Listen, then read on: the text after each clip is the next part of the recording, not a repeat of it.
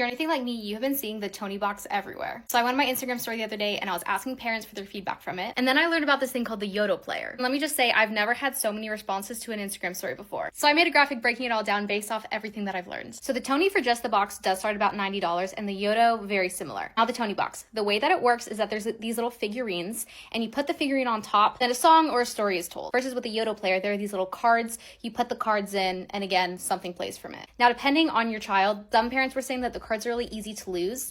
And especially if you have younger kids, they want to play with the little figurines that the Tonie box has. Other parents were saying because the Yoto just has cards, kids aren't going to fight over them. Versus if you have multiple kids with the Tonie, they might fight over the figurines. Tonie's more simple versus the Yoto is going to be a little bit more advanced. There is a screen on this one, and the Yoto can be a little bit more difficult to use if your child is younger. From everything that I've seen, it looks like there's no app associated with the Tonie box, but there is an app associated with the Yoto player that parents really like because then they can also control the Yoto player. A lot of parents buy the figurines because their kids love that figurine, expecting the song to sound like the princess singing it, for example. But I guess everything is just a cover, so sometimes the kids are like a little freaked out by it because it doesn't actually match the princess. Also, both of them offer cards or figurines that you can customize, so you could put on your own story. It could be you as a parent reading your kid a story, it could be a grandparent, it could be music that you guys like, whatever it may be. So cool customization for both of them. Tonie comes padded, you can kind of see it in the picture here, versus the Yoto does not, and if you wanted to purchase a padded cover, that is extra. Overall, what's the takeaway? Basically, parents are feral for both of these. They absolutely love it. They say it's a game changer for their kids. I do not think you can go wrong with it. The Tonie definitely gears a little bit more towards younger kids versus the Yoto gears towards older kids. So take with that as you will.